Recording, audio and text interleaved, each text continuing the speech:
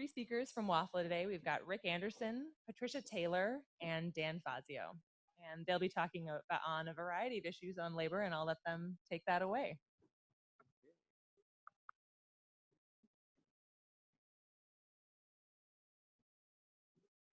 Well, good morning. I'm Rick Anderson, the CFO at WAFLA. Are we getting a little bit of feedback, or is it just what I'm hearing here? Okay, we're good. Anyway, we're here to talk about labor issues for agriculture today. And in the back corner, we've got some handouts for you. And pick one of those up. And then I see that they've got some surveys in the back corner there as well. Pick one of those up and put it in the box.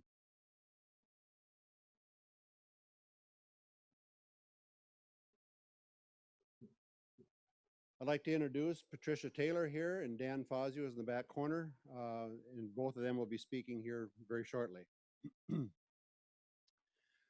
So just try to identify what are the key issues for 2016 as it relates to labor. And so we're going to address some of the top labor questions from small fruit growers. How can you make the H-2A legal guest worker program work for you? And then Dan is going to talk about an agency just showed up, now what?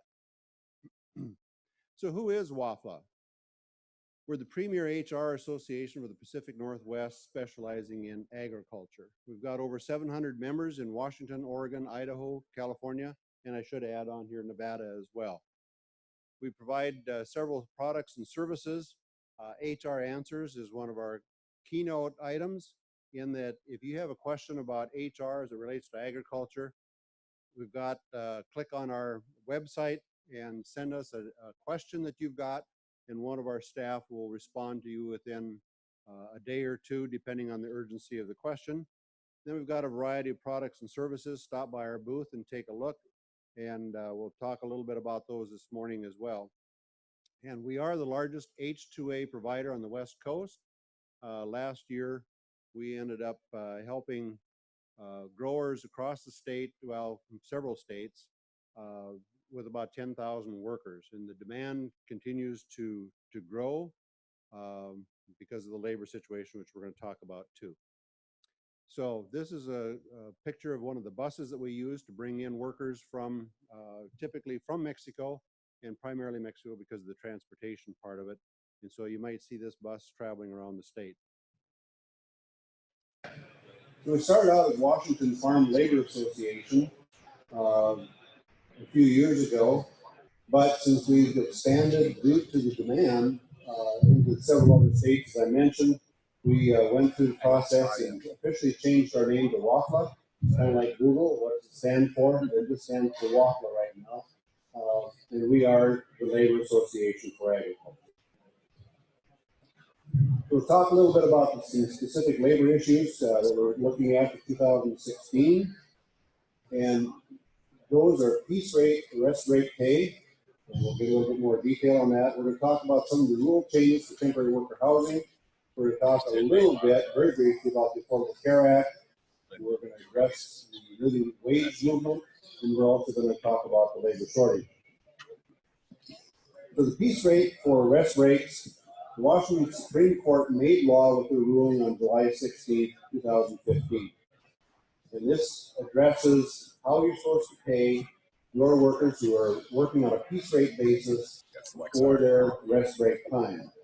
The court did not address retroactive compensation, but you do stand, if there's a claim, you go back 3 years. So we really encourage growers to immediately start paying the piece rate, and I'll go through the process on that one, so that you start to minimize that 3-year window of time. If you've been paying since July under the new format, then you've got about 2.5 years worth of exposure on that.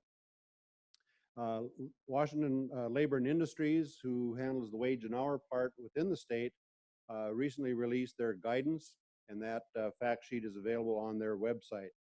And basically it boils down to growers who pay on a piece rate must comply with the new ruling by the Supreme Court. So piece rate 101. Agriculture workers must be given a full 10-minute rest period for each 4-hour period of work. So very simply, if they worked at, say, from 8 to noon, that's a 4-hour period, they would need a 10-minute rest break somewheres in the middle. Now, it depends on, when you start, and you can have,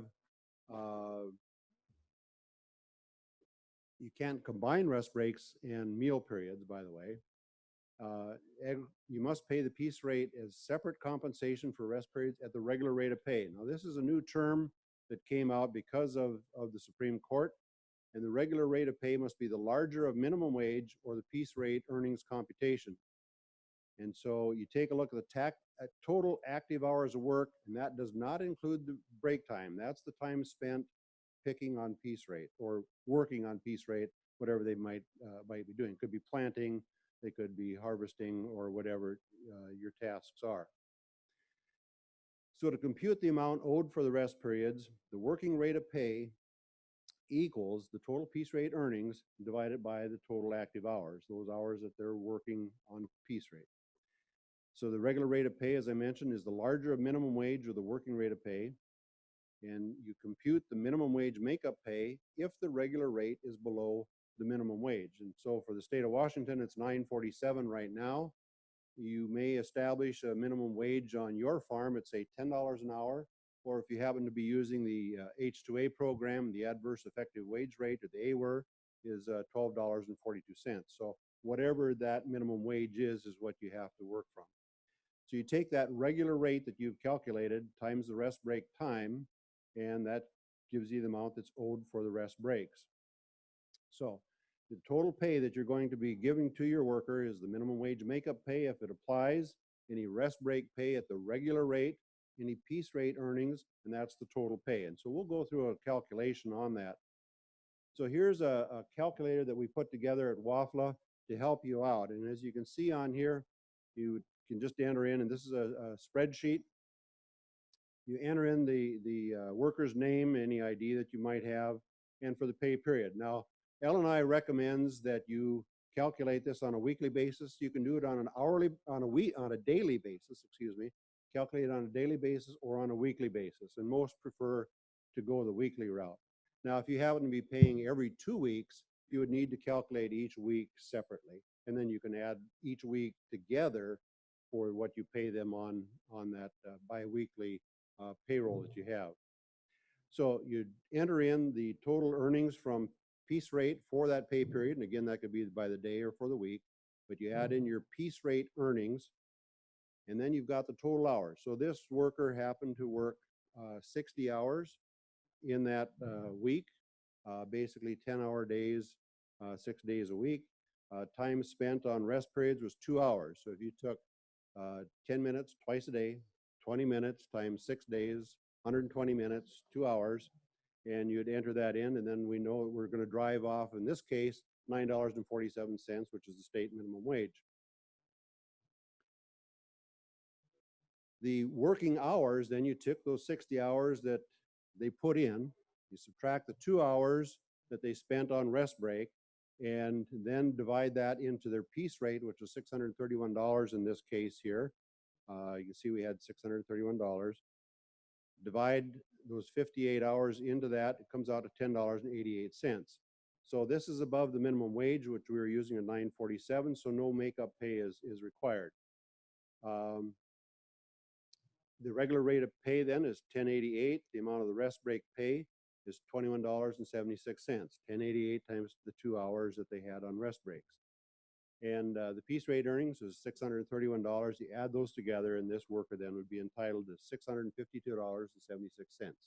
So you could do this for each week if you pay every 2 weeks. Most people pay on a weekly basis. And we're going to give you an opportunity for some questions when I finish up with my part, and then we're each going to do our presentations. Then at the end, we'll have several minutes then for more questions and answers. So that kind of covers the piece rate part, and I just wanted to touch quickly on temporary worker housing. How many of you do provide worker housing? Not too many hands in here. So we'll go through it pretty quickly then, because it doesn't apply to you too much. But the state did come out with some new rules, and in a nutshell, camp management plans, your licensing requirements, and the crackdown on unlicensed temporary worker housing. They're really going to be pushing for that this coming year. And most of those rules went into effect in July. A majority of the rules go into effect here as of January 1st of this coming year, and specific rules go into effect in 2017, and then some of the square footage stuff gets grandfathered in 2019. And family housing and common facilities, just to briefly explain that, family housing is a little bit of a misnomer. It refers more to the style of housing that you have. So if you could have mom, dad, and 2 kids living in a unit, and that would be family housing. They've got cooking in that facility and sleeping areas, cooking, eating, and then sleeping areas in there. That's family housing. But you could have 4 unrelated guys living in that unit, but they have their own cooking and eating facilities within the unit. The shower and restrooms can be completely separate. Now, a common facility is you've got more of a dormitory style. You've got a building that they're just sleeping in, and then you've got a separate area for cooking and eating and food preparation. So the family housing is a little bit of a misnomer in that it's not just families, it's the style of housing. The responsible agencies, Department of Health is responsible for the regulations and issuing the permits, and then Labor and Industries then has the enforcement arm for safety and health. And so both of those agencies can come out and do inspections on your farm. And if you got sleeping room only, then it's 50 square feet per occupant. If it's sleeping room with kitchen, cooking facilities, it's 100 square feet per temporary worker. So again, the difference between occupant and temporary worker. So if you have a room that sleeping mom, dad, and 2 kids, for example, and dad's working, the 100 square foot would only apply to dad in that case. And if you have to get in compliance with this, you've got until 2019 for existing facilities grandfathered in. And then they define what the requirements are for toilets, hand wash sinks, bathtubs, or showers. And then partitions in showers and toilets are going to be required by 2017. And you have to be able to heat that place where they're living up to 70 degrees, and you've got a year to do that. You have to have anchored and personal lockable storage by 2017. However, in family housing, if it truly is a family, then lockable storage is not required. But if you have unrelated people, then you need to be able to have lockable storage so they can put their personal effects in there. Cots are allowed, and now you can use microwaves. That was a new ruling. They are keeping up with technology, I guess. And rails on the top bunks are not required. This was kind of a big issue, particularly for some of those folks that had bought some of their bunk beds from correctional institutions manufacture some. They're welded together, and to add a rail on that would have been next to impossible. And then, of course, food handling and eating areas must be covered or enclosed. And they don't require hot water in all the hand wash sinks. They're saying that cool water with soap and the friction will get your hands just as clean as if the water was warm. So that makes it a little bit easier. And then, of course, you have to have locks on exterior doors for family shelters, bedroom doors within a family shelter if you have doors. And then you have to have locking mechanisms on toilet and shower stalls. And that could just be a simple hook and eye, or you could have a more elaborate lock on it. And then fire extinguishers if there's only one exit. And most units are just going to have one door. So you're going to have a fire extinguisher in each one of those. And then you're going to have to put together a camp management plan. This is available on their website to ensure that your housing is safe and secure and it's operating within the approved capacity. And your licensing requirement, let me back up here. Your licensing requirement is for existing housing, you have to renew that by February 28th each year. New housing, of course, you need to have it inspected and get that occupancy permit before you can allow people to be in there. And then sometime during the year, the agency will come out and do an inspection, a post-occupancy inspection, just to see how things are going as far as do you have screens on the doors and windows, is there trash, is there food left out on the tables, a whole variety of things. So if you've got questions on that, I'd be more than happy to answer those after we get done with the presentation this morning. On the Affordable Care Act, I'm not going to spend a lot of time on that because I think most everybody is pretty much on board with it already. but you do have some reporting requirements in 2016. So if you're providing minimum essential coverage, regardless of size, then you have to disclose some information to both the employee and to the IRS. And as you can see on here, you use a 1095B to the employee and you fill in parts 1, 2, 3, 4. And to the IRS, you would use the same form, but you fill in all the blanks on it. And a lot of that information is going to come from your healthcare provider, your insurance company that you're working with. And basically what they're looking for is the name, address, the identification number, usually Social Security, and the months covered. So you're going to go in and check the boxes of which months they were covered. And so that's so that the IRS, who is the agency in charge of monitoring this, can determine that, yes, you have provided coverage. This person then got coverage, so they're not eligible for other types of coverage because it's already being provided. And those that don't have coverage, they're going to be getting the fine, which will increase over time. Now, if you're a large employer, and the rules on that one is if you're 50 employees or more, full-time equivalents, that you have to report then a 1094C and a 1095C. And for the employee, you use the 1095, parts 1 and 2, and to the IRS, you do parts 1, 2, 3 on 1094C. And I just put in some pictures here of what the form looks like. On the left is the 1095B, and then on the right is the 1095C for those employers that are 50 or larger. And so I assume that you probably have been talking to your insurance agent, your health insurance provider, and your accountant, other people, so that you're in compliance with this. Because the penalties for an employer to not be in compliance can get pretty severe. And that's about all the time I'm going to spend on ACA because it's been beat to death over the last several years. But we're still wrestling with how do we get in compliance with it. The other thing that's starting to surface in the state is the living wage movement. And several cities are pushing to increase the minimum wage. The Restaurant Association, who has long been opposed to minimum wage increase, is now planning to support a bill to increase the minimum wage to $12. Now, it started out with SeaTac, Seattle, and then University of Washington implementing a $15 an hour minimum wage.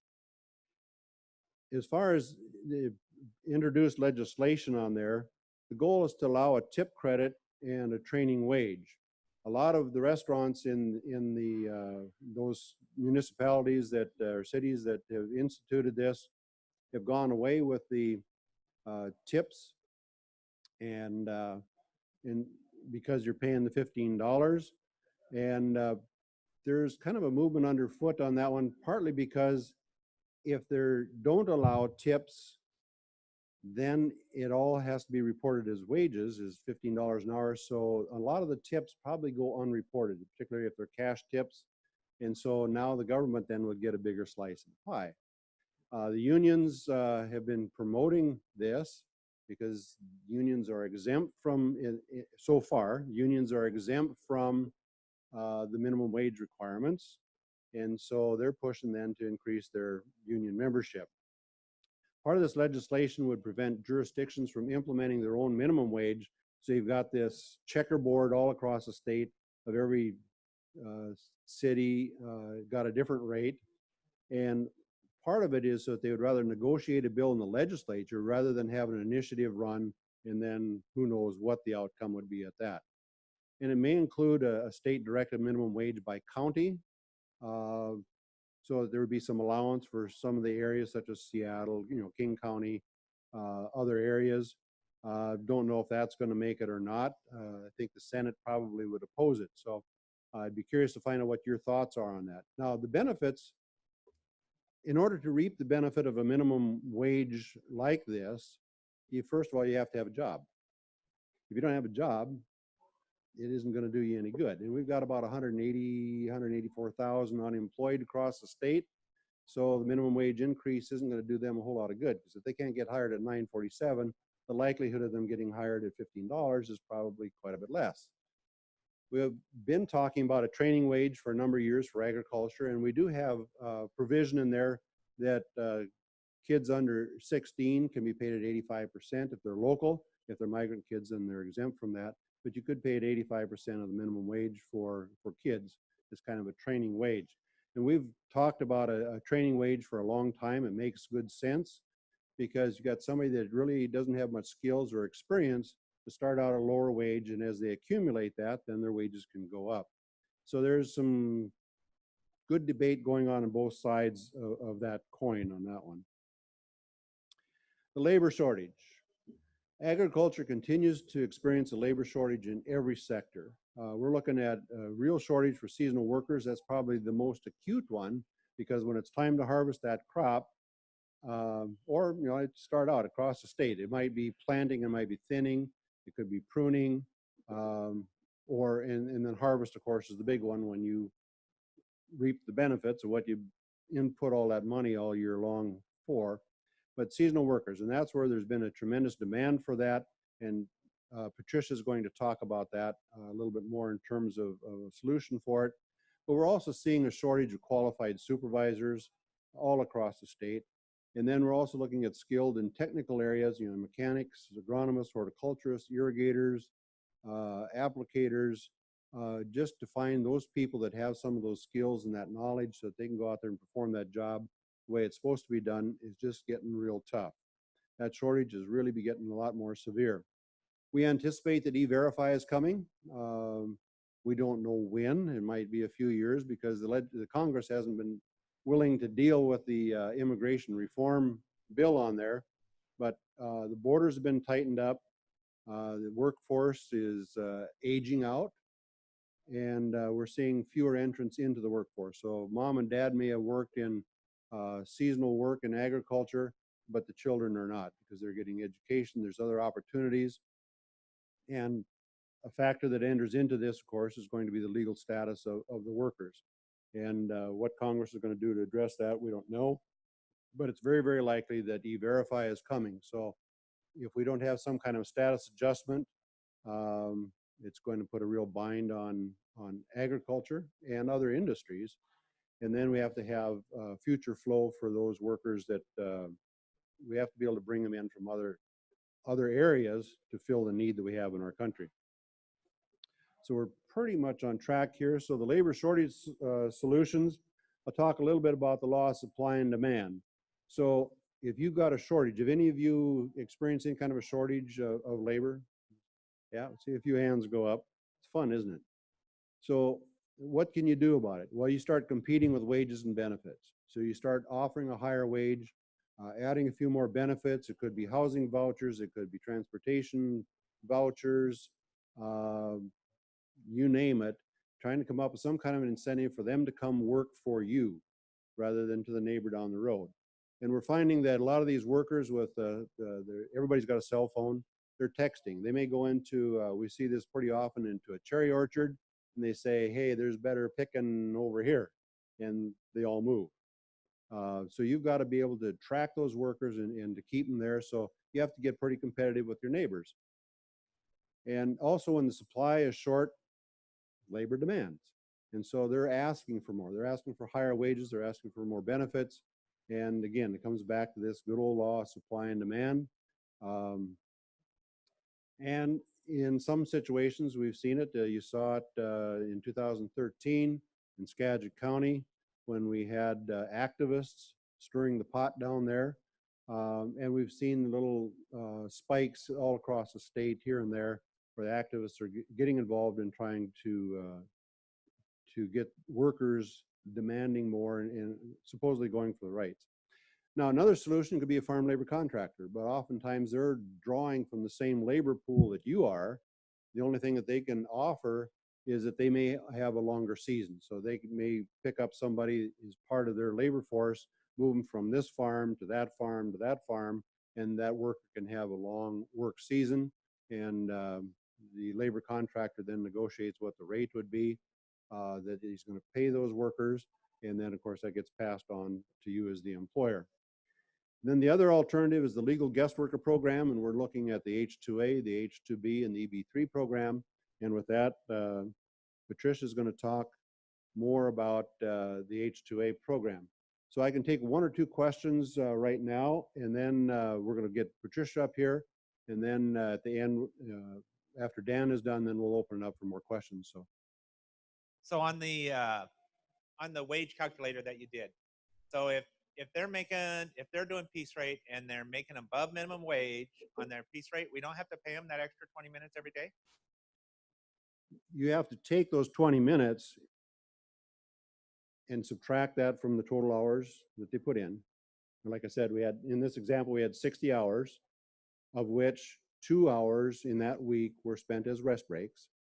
And so you've got 58 hours of active working. So you take what they earned on piece rate, divided by the hours that they were physically doing that job, not excluding the rest break, to come up with what your regular rate of pay is, which, in this example was 1088, which is more than the minimum wage.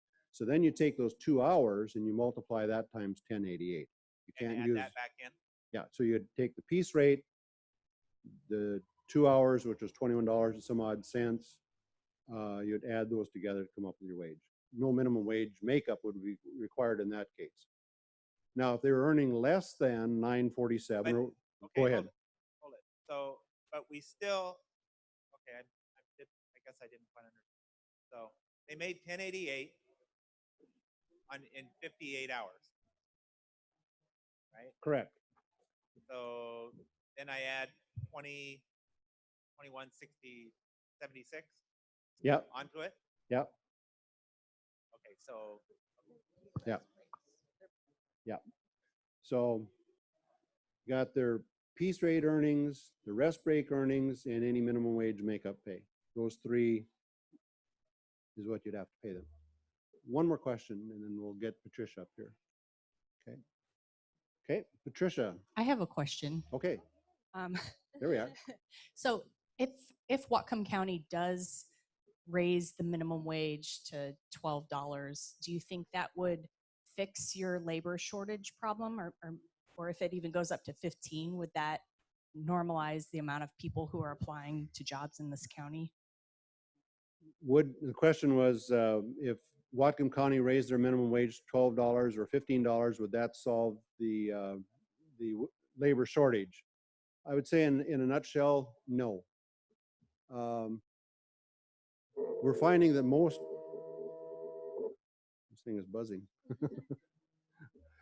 We're finding that most employers on a piece rate basis are trying to target their earnings to their workers somewhere in the range between $12.50 an hour to $15, $17 an hour. And then you're going to have some, of course, going to be down to minimum wage. And you're going to have some that are making 20, 25, 30 bucks an hour. So the opportunities are already out there, but the people aren't. And when you advertise, and we have to advertise H2A, $12.42 is the A, we're guaranteed that. And we have to advertise in 5 states. And we're not getting domestic workers to respond to the jobs. People aren't willing to work in agriculture like they used to in the old days. So I don't see that as a solution at all.